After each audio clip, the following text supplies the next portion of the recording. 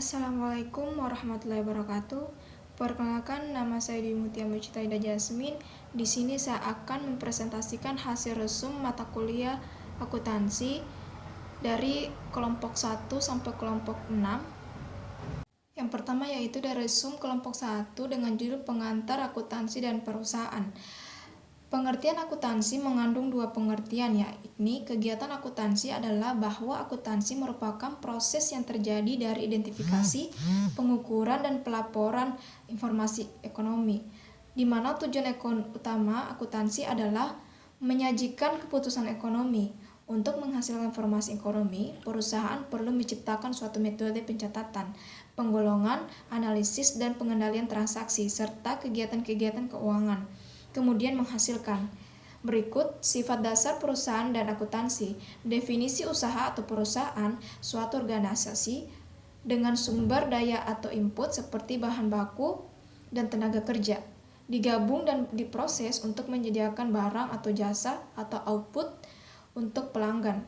Pelanggan perusahaan individu atau perusahaan lain yang memberikan barang atau jasa dengan imbalan berupa uang atau barang lainnya. Kemudian tujuan dari perusahaan memaksimalkan keuntungan, di mana keuntungan laba, profit, selisih antara uang yang diterima dari pelanggan atas jasa yang dihasilkan, dan bisa dikeluarkan atau untuk input yang digunakan untuk menghasilkan barang dan jasa. Kemudian jenis-jenis usaha.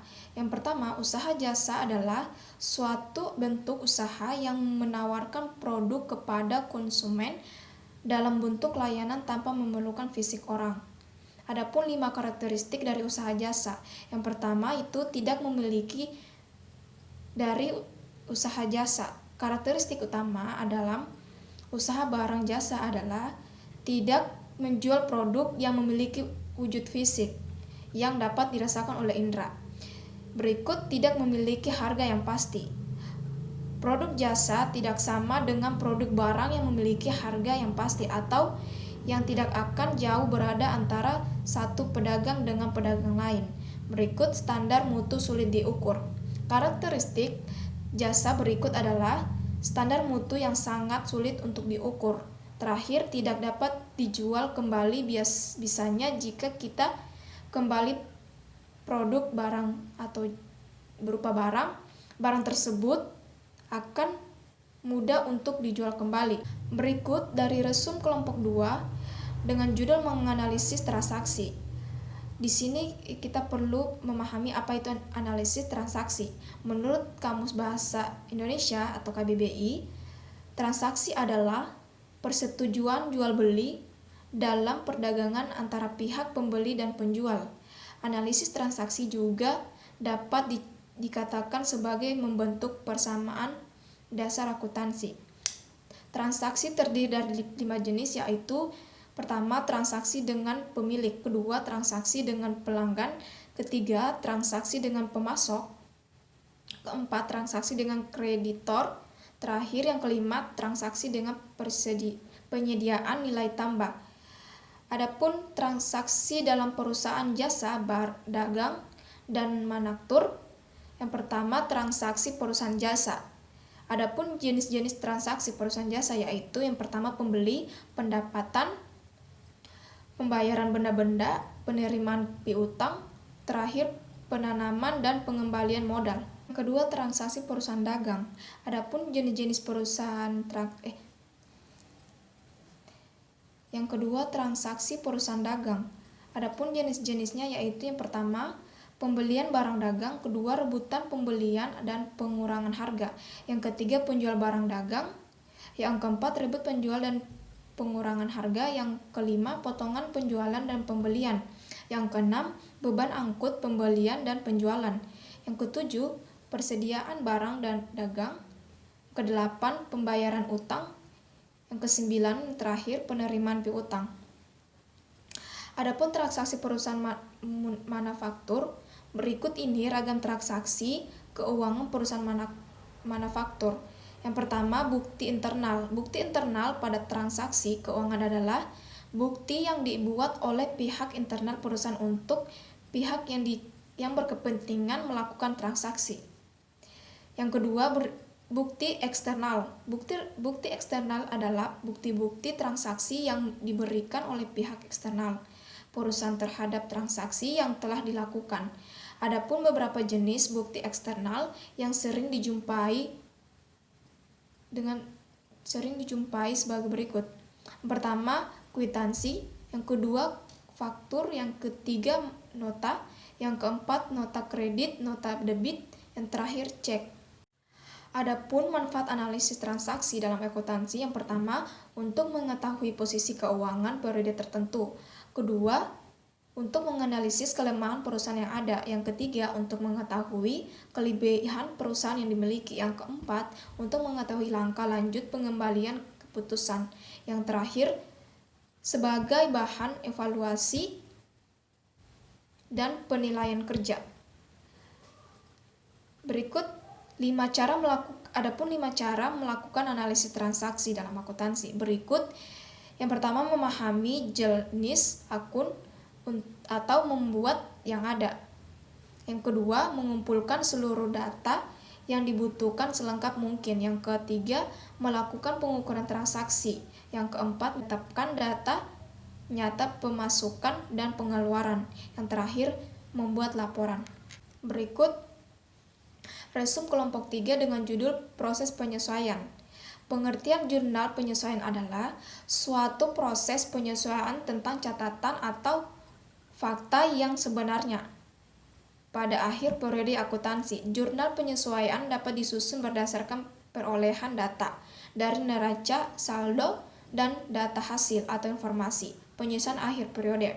Adapun tujuan jurnal penyesuaian, yang pertama, untuk bisa memastikan adanya mixed akun untuk sendiri adalah beberapa akun. Yang kedua, agar di akhir dari sebuah periode akun real bisa menunjukkan jumlah yang pasti. Yang ketiga, untuk bisa menampilkan jumlah pendapat yang ada di dalam akun-akun nominal pada sebuah periode akhir. Yang keempat, meminimalisir adanya kesalahan akibat pos-pos antisipasi.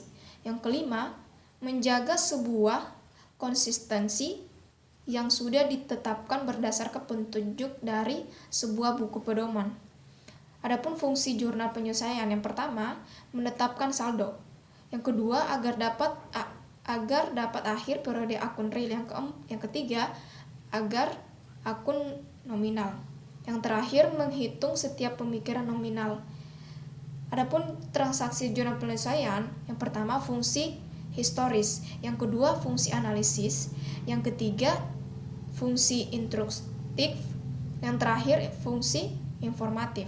Berikut resum kelompok 4 dengan judul penyesuaian siklus akuntansi. Siklus akuntansi merupakan proses di mana aktivitas yang dimulai dari analisis dan pencatatan transaksi bisnis serta berakhir dengan persiapan untuk aktivitas periode akuntansi selanjutnya, memulai pembuatan jurnal penutup. Dalam siklus akuntansi terdiri dari beberapa proses, dimulai dengan adanya transaksi, kemudian dilakukan pencatatan pada jurnal, dan selanjutnya dilaporkan pada laporan keuangan. Adapun proses-prosesnya yaitu yang pertama, neraca lanjut.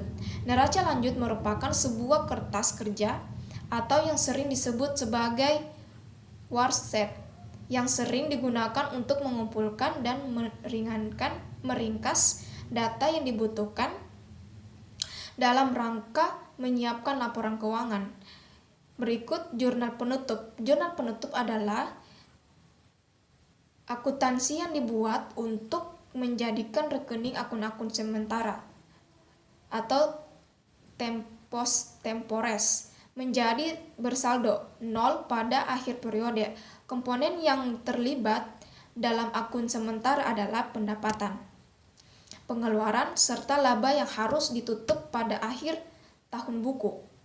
Yang terakhir, jurnal balik. Jurnal balik adalah akuntansi yang melibatkan jurnal penyesuaian agar proses laporan dapat membentuk akun neraca.